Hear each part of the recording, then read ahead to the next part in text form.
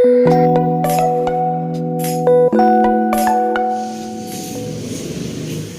हैं सभी छात्र और छात्राएं। चलिए, मैं आपका अपना टीचर गुलशेर गौड़। आप लोगों को पता है कि मैं आपको एक हफ्ते में भारतीय संविधान की क्लास उपलब्ध कराता हूं और वो हम कंटिन्यूटी बना के रखते हैं। आप लोग भी इस चीज़ को जज कर रहे हों। तो आज हमारी संविधान की जो क्लास है, विषय है संविधान और टॉपिक है हमारा लोकसभा। इससे पहले मैंने आपको राज्यसभा कंप्लीट करा दी है, वो आपकी प्लेलिस्ट में क्लास पड़ी हुई है, वो आप अपनी क्लास प्लेलिस्ट से कंप्लीट करें। उसके बावजूद अगर आपको कोई समस्या आती है तो आप लोग कमेंट बॉक्स में भी हमें पूछ सकते हैं करके, और आप डायरेक्ट कॉल पे हमें कर सकते हैं। आप लोगों का स्वागत है। वेलकम। तो आज हमारा जो विषय टॉपिक है वो है लोकसभा। आप लोगों को पता है कि जो संसद का निर्माण होता है वो तीन चीजों से मिलकर होता है: राष्ट्रपति, लोकसभा और राज्यसभा। राष्ट्रपति और राज्यसभा हम कंप्लीट कर चुके हैं। आज का जो हमारा टॉपिक है वो है लोकसभा। लोकसभा निम्न सदन है। लोकसभा निम्न सदन कहा जाता है लोकसभा को, लेकिन इसकी सदस्य संख्या सबसे ज्यादा होती है। लोकसभा का जो गठन है वो संविधान के आर्टिकल 81 में उल्लेख किया गया है।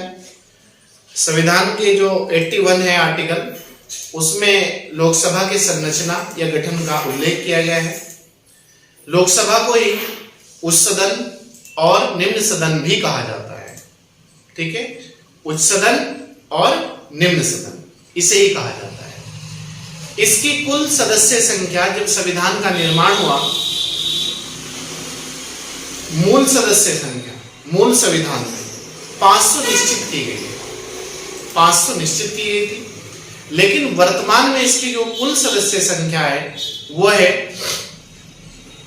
अधिकतम 552 हो सकते हैं। 552 सदस्य अधिकतम हो सकते हैं, लेकिन वर्तमान में 545 है। ठीक है, वो 545 कैसे कैसे आते हैं ये देख लीजिएगा आप लोग। 28 राज्यों से, जो भारत के 28 राज्य हैं, उनसे 524 सदस्य चुन के आते हैं। 19 सदस्य 8 केंद्र शासित प्रदेशों से आते हैं और 2 सदस्य भारत के राष्ट्रपति द्वारा एंग्लो इंडियन या अंगल भारतीय समुदाय से नॉमिनेट किए जाते हैं। ठीक है, जब लोकसभा की पहली बैठक होती है उसके तुरंत बाद एक अध्यक्ष चुन लिया जाता है और एक उपाध्यक्ष चुन लिया जाता है। लोकसभा का जो कार्यकाल है वो 5 वर्ष होता है। 5 वर्ष पूर्ण होने पर 6 माह के अंदर चुनाव कराना अनिवार्य हो जाता है। लोकसभा के जो सदस्य बनने के लिए न्यूनतम आयु सीमा रखी गई है वो है 25 वर्ष। ठीक है, और इसका कार्यकाल 5 वर्ष। तो यही सब चीजें आज हमें देखनी है, पढ़नी है और सुननी है, और यही एग्जाम के मतलब की हमारी चीजें हैं। जो हमारे एग्जाम में मोस्ट इंपोर्टेंट चीजें हैं वो हम आपको क्लास में उपलब्ध कराएंगे। बाकी जो हमारे एग्जाम से बाहर चीजें हैं वो हम आपको उससे दूर रखेंगे। तो आइए देखते हैं। विषय भारतीय संविधान पार्ट 1 और लोकसभा। टॉपिक है लोकसभा पार्ट 1। ठीक है, पहला पॉइंट है लोकसभा के गठन का उल्लेख संविधान के आर्टिकल। क्वेश्चन दे देगा एग्जाम में, संविधान के किस अनुच्छेद में लोकसभा के गठन या संरचना की बात करी गई है? तो लोकसभा के गठन या संरचना की जो बात करी गई है वो आर्टिकल 81 में की गई है। नेक्स्ट है लोकसभा संसद का प्रथम सदन या निम्न सदन होता है। ठीक है, लोकसभा को ही संसद का प्रथम सदन भी कहा जाता है और इसे ही निम्न सदन भी कहा जाता है। ठीक है, नेक्स्ट पॉइंट, लोकसभा के सदस्यों का जो कार्यकाल होता है वो 5 वर्ष होता है। लोकसभा के सदस्यों का जो कार्यकाल होता है वो 5 वर्ष होता है और प्रति 5 वर्ष पूरे होने पर 6 माह के अंदर चुनाव कराना अनिवार्य है। ठीक है, कितने वर्ष पूरे होने पर? 5 वर्ष पूरे होने पर 6 माह के अंदर चुनाव कराना अनिवार्य है। लोकसभा का सदस्य बनने के लिए न्यूनतम जो आयु सीमा है वो 25 वर्ष रखी गई है। क्या है न्यूनतम आयु सीमा? 25 वर्ष। अगर आपसे ये पूछ ले कि एक सांसद बनने के लिए जिले का उसकी न्यूनतम आयु कितनी है, तब भी आंसर 25 वर्ष ही होगा। प्रधानमंत्री बनने के लिए न्यूनतम आयु तब भी 25 वर्ष ही होगा, और लोकसभा का सदस्य बनने के लिए न्यूनतम आयु तब भी आंसर 25 वर्ष ही होगा। अनुच्छेद 93 के तहत लोकसभा अपनी प्रथम बैठक के बाद तुरंत ही अपने किसी भी दो सदस्यों को, एक को अध्यक्ष चुन लेती है और दूसरे को उपाध्यक्ष चुन लेती है। किस आर्टिकल में कहा गया है? आर्टिकल 93। संविधान का आर्टिकल 93 में कहा गया है कि सभी लोकसभा की प्रथम बैठक के तुरंत बाद या यथाशीघ्र बाद ही जो लोकसभा है, लोकसभा के टोटल जो सदस्य उनमें से किसी को भी दो सदस्य को, एक को अध्यक्ष चुन लेगी और एक को उपाध्यक्ष चुन लेगी। ठीक, नेक्स्ट। नोट, मूल संविधान में लोकसभा की जो सदस्य संख्या थी वो 500 निश्चित की गई। मूल संविधान मतलब जब हमारा संविधान 26 नवंबर 1949 में बनके तैयार हो गया था तो उसे कहते हैं मूल संविधान सभा। तो मूल संविधान में सभा में जो सदस्यों की संख्या थी लोकसभा की वो 500 निश्चित की गई थी।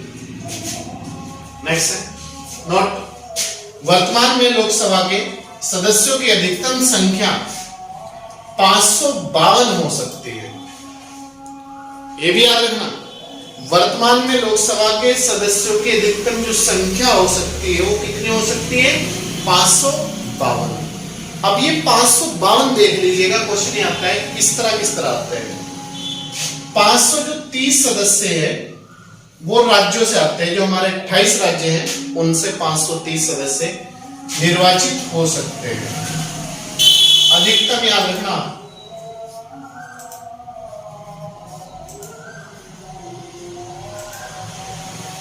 अधिकतम 530 सदस्य निर्वाचित हो सकते हैं, जबकि वर्तमान में 524 है। ठीक है। दूसरा है 20 सदस्य संघीय या केंद्र शासित प्रदेशों से अधिकतम निर्वाचित हो सकते हैं।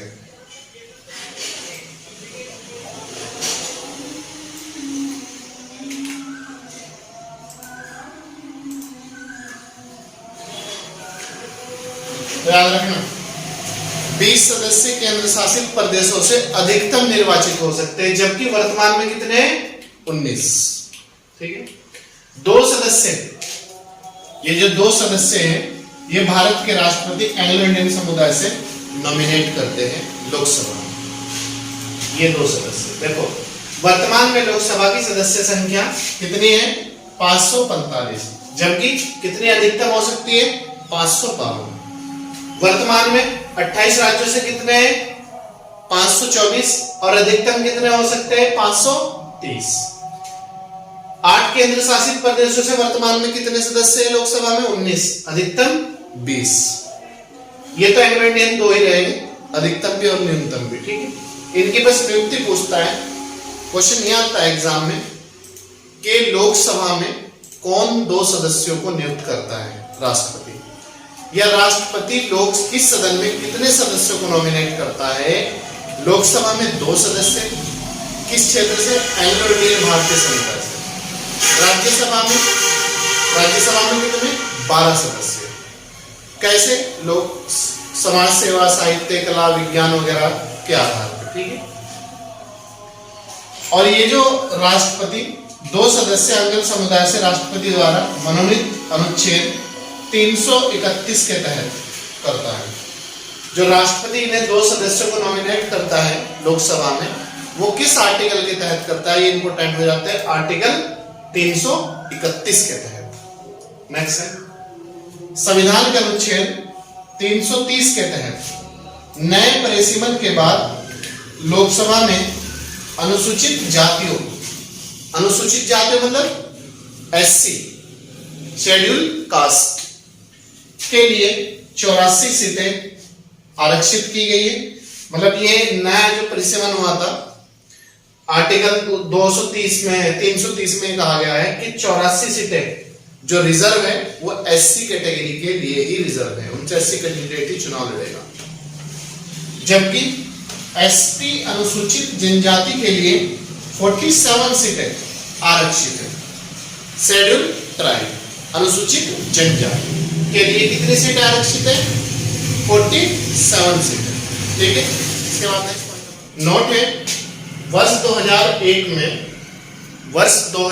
में जब जनगणना 2001 हुई थी, इसके बाद 2011 की जनगणना हुई, तो उस समय यह प्रावधान किया गया था, भारतीय संसद द्वारा पारित एक 84वां अमेंडमेंट किया गया था संविधान में। अमेंडमेंट मतलब हिंदी में कहते हैं संशोधन, परिवर्तन, चेंज। 84वें संविधान संशोधन द्वारा लोकसभा व विधानसभा, मतलब जो सेंटर केंद्रीय लोकसभा है और विधानसभा है राज्यों की, लोकसभा व विधानसभा की सीटों की संख्या 2026 तक जो कि त्यों रखने का प्रावधान किया गया था। याद रखना, वर्ष 2001 में 84वें संविधान संशोधन अमेंडमेंट द्वारा यह कहा गया था कि लोकसभा और राज्य की जो विधानसभा है उनकी जो सीटें वर्तमान में है 2001 में, वही 2026 तक जो की त्यों रहेगी। उनमें ना तो कोई परिवर्तन होगा, ना कोई चेंज होगा, ना घटाई जाएगी ना बढ़ाई जाएगी। ठीक है, जिस राज्य की जितनी भी विधानसभा की सीटें वही रहेगी, लोकसभा की जिस राज्य में जितनी सीटें है वही रहेगी। ठीक है, नेक्स्ट है, लोकसभा के सदस्यों का चुनाव गुप्त मतदान के द्वारा, याद रखना कैसे होता है, गुप्त मतदान के द्वारा वयस्क मताधिकार 18 वर्ष की आयु पूर्ण व्यक्ति द्वारा किया जाता है। वयस्क मताधिकार का मतलब है जो जिसने 18 वर्ष की आयु पूर्ण कर ली हो, 18 वर्ष की आयु पूरी कर ली हो, उसे वयस्क माना जाता है। ठीक है, भारत में तो उसके लोकसभा के चुनाव में वही व्यक्ति भाग लेगा, या विधानसभा के या फिर ग्राम प्रधान के, जिसने 18 वर्ष की आयु पूर्ण कर ली हो। ठीक है, तो गुप्त मतदान के द्वारा आपने देखा होगा औपल्य का नहीं होता चुनाव, ना तो ग्राम प्रधान का औपल्य होता है चुनाव, ना मेयर का औपल्य होता है, ना लोकसभा का औपल्य होता है, ना विधानसभा का औपल्य होता है। किसी को पता ही नहीं हमने किसे वोट कर दिया। ठीक है, तो उसे कहते हैं गुप्त मतदान के द्वारा। नेक्स्ट है, 1989 में 61वें संविधान संशोधन, most very very important point है भाई, याद रखना। 1989 में 61वें संविधान संशोधन के द्वारा मतदान की आयु 21 वर्ष से घटाकर 18 वर्ष की गई। 1989 से पहले, 1989 से पहले जो वयस्क माना जाता था भारत में, जो मतदान कर सकता था, जो मतदान में भाग ले सकता था, वो 21 वर्ष की आयु प्राप्त व्यक्ति मेल या फीमेल भाग ले सकता था।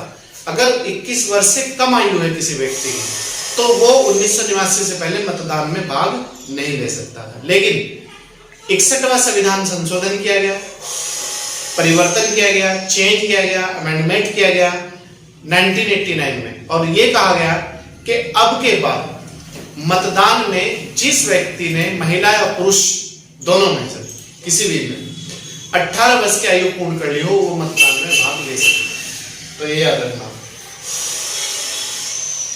तो वर्तमान में 18 वर्ष की आयु पूर्ण व्यक्ति भाग ले सकता है, उससे ऊपर कितनी भी हो, न्यूनतम नहीं। अनुच्छेद 330 और 332 में लोकसभा में अनुसूचित जातियों, अनुसूचित जाति मतलब एससी, ठीक है, चाहे लिख दो एससी, अनुसूचित जनजातियों एसटी के लिए राज्य की जनसंख्या के अनुसार आरक्षण का उल्लेख किया गया है। आर्टिकल 330 और 332 में यह कहा गया है कि जिस राज्य की भी जितनी जनसंख्या होगी उसी के अनुपात में लोकसभा में सदस्य चुन के जाएंगे। क्लियर है? एससी और एसटी, ठीक है।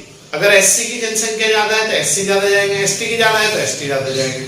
तो याद रखना, एक बार फिर बता दूं, आर्टिकल 330 और 332 में लोकसभा में अनुसूचित जातियों और अनुसूचित जनजातियों के लिए राज्य की जनसंख्या के अनुसार आरक्षण का उल्लेख किया गया है।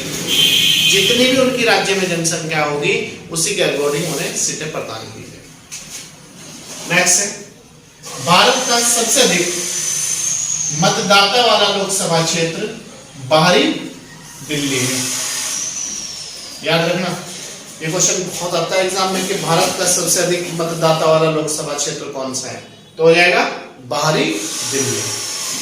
और सबसे कम मतदाता वाला लोकसभा क्षेत्र वो है आपका लक्षद्वीप। यहां मात्र 39,033 लोग ही मतदाता है, 39,033।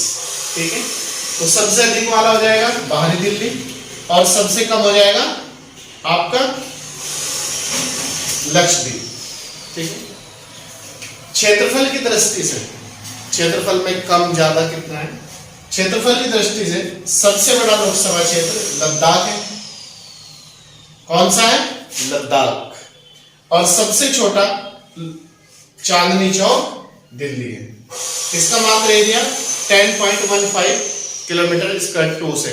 ठीक है, तो इस सबसे बड़ा क्षेत्रफल की दृष्टि में लद्दाख हो जाएगा और सबसे छोटा चांदनी चौक दिल्ली हो जाएगा।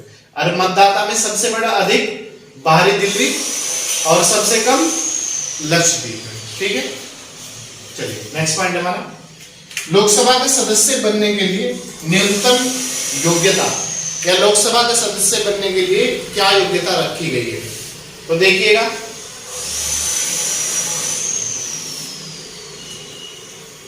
वह व्यक्ति भारत का नागरिक हो या व्यक्ति भारत का नागरिक हो, न्यूनतम आयु 25 वर्ष हो, अधिकतम कितनी हो लेकिन न्यूनतम 25 साल होनी जरूरी।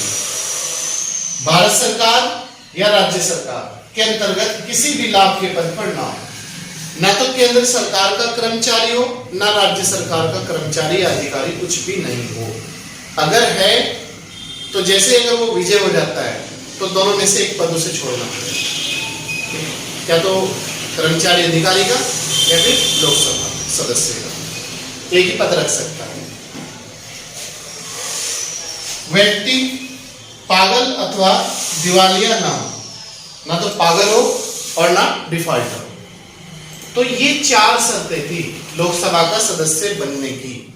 तो आप याद रखना, कौन सी शर्त क्वेश्चन दे देगा, लोकसभा का सदस्य बनने के लिए कौन सी शर्त नहीं है, तो चारों शर्तें, भारत का नागरिक हो, न्यूनतम आयु 25 वर्ष हो, भारत सरकार, केंद्र सरकार या राज्य सरकार का कर्मचारी अधिकारी ना हो और वह व्यक्ति पागल ना हो और दिवालिया हो। ठीक है, तो ये थी आज की हमारी क्लास, टॉपिक लोकसभा और पार्ट 1। मुझे उम्मीद है कि आप लोगों को पूरी समझ में आई होगी हमारी क्लास। इसके बावजूद भी अगर आपको कोई समस्या है तो आप कमेंट बॉक्स में कमेंट करके पूछ सकते हैं या फिर कॉल करके भी पूछ सकते हैं। आप लोगों का स्वागत है, आप लोगों का वेलकम है। अगर आप हमारे यूट्यूब चैनल पर नए हैं तो सब्सक्राइब कर लीजिएगा। प्रतिदिन 3 क्लास पाने के लिए, एक हफ्ते में 3 टेस्ट पाने के लिए और करंट अफेयर की क्लास पाने के लिए कंटिन्यूटी के साथ आपको क्लास उपलब्ध कराई जाती है। कोई भी संडे टू संडे कोई भी क्लास में गैप नहीं दिया जाता। और अगर पुराने हैं तो कंटिन्यूटी के साथ जुड़े रहिएगा, ज़्यादा से ज़्यादा लोगों को जोड़ने का प्रयास करिएगा। और अगर आप ऑनलाइन क्लास लेना चाहते हैं तो प्ले स्टोर से विन आईएएस कैंपस का ऐप डाउनलोड कर लीजिएगा, वहाँ आपको ऑनलाइन लाइव क्लास उपलब्ध हो जाएगी। चलिए मिलते हैं आपसे नेक्स्ट वीडियो के साथ, नेक्स्ट क्लास के साथ। तब तक आप अपना ध्यान रखिएगा।